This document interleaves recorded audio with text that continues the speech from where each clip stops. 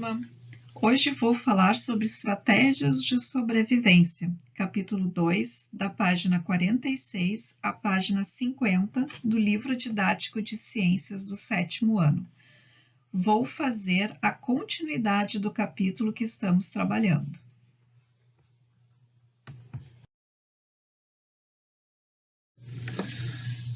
Quando falamos em estratégias de sobrevivência, a gente deve levar em consideração que os seres vivos apresentam características necessárias para sobreviver em determinados ambientes.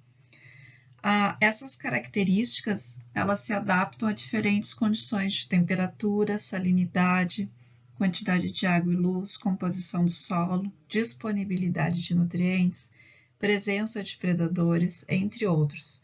A principal característica, né, desses fatores é o quê?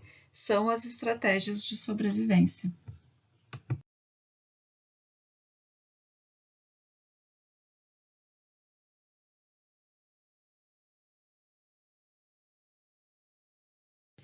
No mimetismo, há animais que apresentam características semelhantes a outros que têm substâncias venenosas, fazendo com que os predadores se enganem e se afastem de um sério perigo para eles. A gente tem aqui duas imagens de uma falsa coral, que não tem peçonha e tem o mesmo padrão de coloração muito parecido de uma cobra coral, que tem bastante veneno, né, e é letal aos animais. A falsa coral engana, então, seus predadores que não se aproximam dela ao identificar um perigo. Nessa outra foto, a gente tem o que? A gente tem uma borboleta que a gente chama de borboleta coruja. Ela recebe esse nome porque quando ela está com as asinhas dela fechadas, a gente consegue visualizar o formato do olho de uma coruja. Isso faz com que afugente, né, os predadores. As peçonhas são adaptações relacionadas à defesa, que faz a produção de substâncias tóxicas ou venenosas. Há inúmeros seres vivos que utilizam delas para se defender. Temos um exemplo aqui, um anfíbio conhecido como rã dardo, né, que apresenta substâncias venenosas em sua pele e através das cores chamativas elas alertam os predadores, né, sobre o perigo. Temos também plantas que são capazes de produzir substâncias venenosas para se proteger. A gente tem o exemplo aqui da dedaleira, né, que contém substâncias chamadas de digitalina, que ela pode desregular os batimentos cardíacos. Outra forma de estratégia de sobrevivência são as estratégias de reprodução, que cada espécie possui a sua, né? A reprodução é uma característica que vai ser comum em determinados seres vivos e permitindo as espécies estabelecerem no ambiente para poder deixar os seus descendentes. Neste processo de reprodução, cada espécie tem a sua própria estratégia para atração entre machos e fêmeas, e o cuidado com seus ovos, sobrevivência dos filhotes e outros.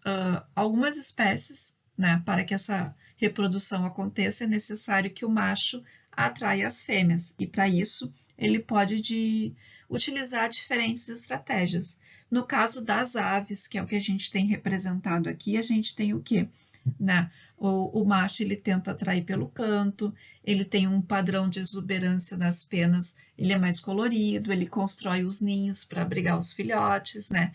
Em algumas espécies já de mamíferos, os machos travam batalhas entre si a fim de disputar algumas fêmeas. Temos também como estratégias de sobrevivência algumas formas de estratégia através da alimentação, né? Onde os seres vivos podem apresentar diferentes estratégias para conseguir se alimentar. Algumas delas são permanecer imóveis e camuflados no ambiente para surpreender as presas, construir armadilhas para capturar as presas, identificar as presas pelo calor ou movimento por meio de órgãos sensoriais. Aqui a gente tem dois exemplos, né? O primeiro deles é uma serpente, que a gente até não consegue observar muito, a gente tem que prestar bastante atenção à imagem para conseguir visualizar. Ela está bem camuflada, né, no meio das folhas, esperando a presa. No desenho da direita, a gente consegue ver, na imagem da direita, a gente consegue ver as teias das aranhas, né?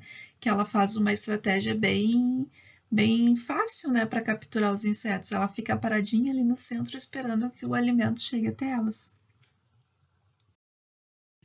Outra forma de estratégia de sobrevivência são as estratégias para manutenção da temperatura. O que acontece? Alguns animais eles podem viver em regiões muito frias ou muito quentes, e eles vão precisar ter adaptações no seu corpo para poder sobreviver.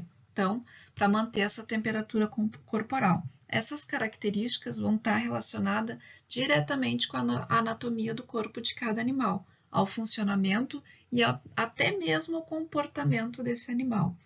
Muitos animais vão estar adaptados a um frio extremo, que tem uma grossa camada de gordura embaixo da pele, e essa camada vai ajudar eles como um isolante térmico, vai servir como proteção da perda de calor para o ambiente, né? Pode acontecer também com penas, né?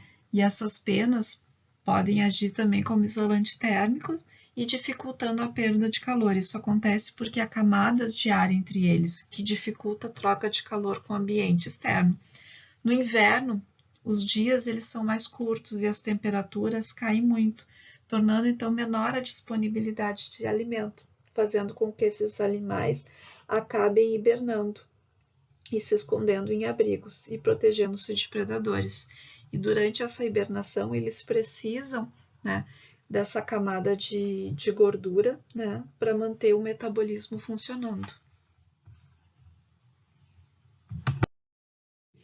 Já em ambientes muito quentes, os animais que vivem em climas muito quentes precisam ter adaptações um pouco diferentes para evitar o superaquecimento do corpo. Aqui a gente tem um exemplo de um desses animais, que são as girafas, que eles têm pernas e pescoço comprido, né, para facilitar a circulação de ar e a troca de calor.